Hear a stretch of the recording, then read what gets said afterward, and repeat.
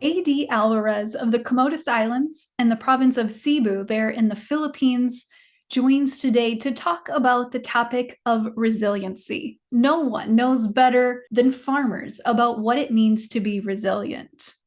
When you look right now at resiliency and sustainability, those are definitely some buzzwords I would say in the industry. What does resiliency mean to you? In the Philippines, resiliency is really a heavy word because more of the farmers are not able to get that structural support, or I call it the agroeconomy. In my case, if I am not uh, a believer, a Bible believer, I would have not stayed this long because it's not an easy journey to be a farmer. And of course, being a tropical country, we also have a lot of typhoons. Remember Haiyan, we were hit hard by Haiyan. Uh, so how do we get up again? We have laws about um, banks should be lending at least 30% of their portfolio to agriculture. That's a law in the Philippines. But if you don't lend, you just have to pay for the penalty. And many banks in the Philippines are just paying the penalty because they don't want to risk lending to the agriculture. Just imagine the mental health of a lot of farmers in the Philippines. And that's why, even though I had opportunities to leave the country when I was younger, I said maybe this is a something I can do, that if I can help one or two families get out of poverty, and I think it's worth the time of sacrifice. Well, and I'm curious too, because as you mentioned there, Filipino farmers have maybe some additional challenges with funding and capital and infrastructure that other countries, such as the United States, Germany, UK, have systems already built in place to help with weather events or current events like COVID and things like that. But you've made it your mission to help farmers and to teach them newer practices to help give them some resiliency. But resiliency, I think, really is kind of a mindset too. So, there's the aspect of teaching a farmer how to use these new technologies, but how do you help those farmers have a mindset of resiliency that you work with? That's the thing. It's hard to help them if you're too far away. You have to live with it. That's why we have retired from our professional careers and became farmer. In the Philippines, it's like a foolish decision because farming is for the poor. It will just drive you down to poverty. But I said that's the only way to help somebody is to be with them.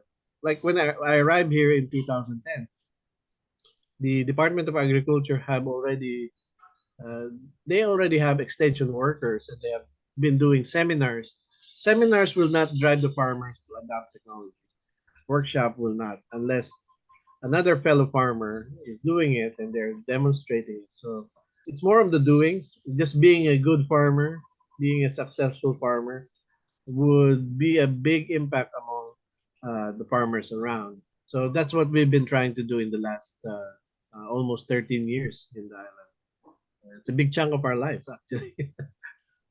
It is, but such a neat part of your life, and especially here in the United States, I'm sure it's probably the same other places as well. Farming is kind of your personality, your characteristic. It really is a big part of your integrity and who you are, especially for farms that have continued on through generations and generations. But when you look at that challenge of bringing that next generation back into agriculture or bringing new people into agriculture and the resiliency that we need to see as an industry as a whole to continue to support feeding the world.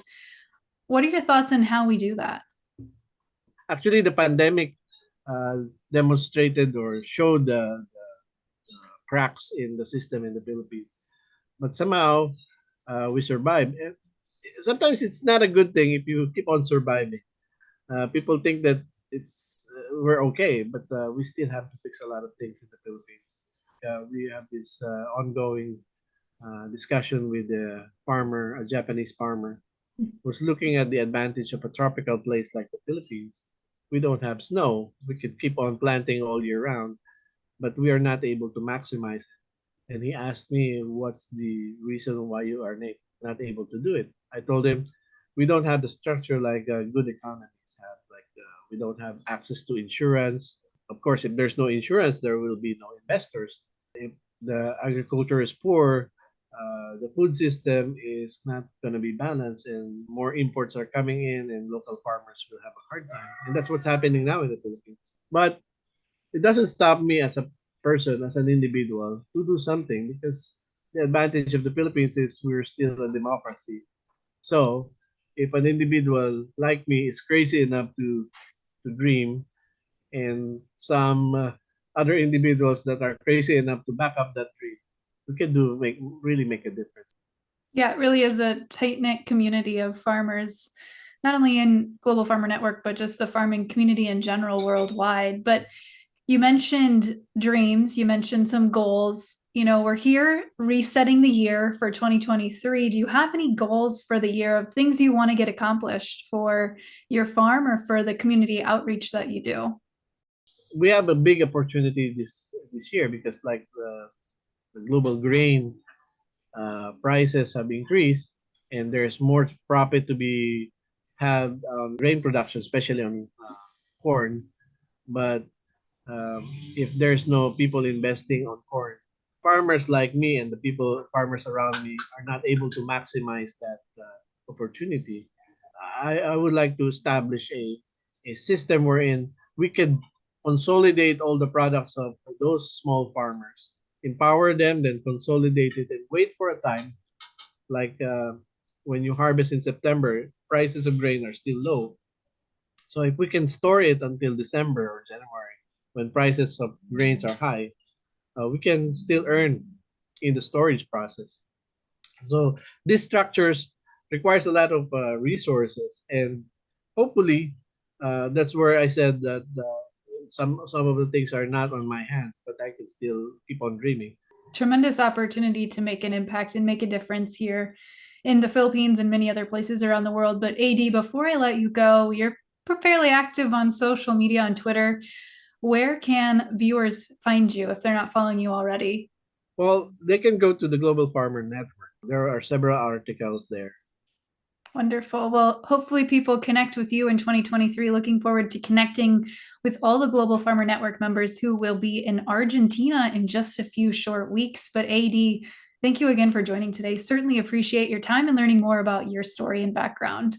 You're very much welcome, and thank you for having me. As AD mentioned, you can follow along with him and the Global Farmer Network at Global Farmer Network on Facebook, Twitter, Instagram, LinkedIn, and TikTok.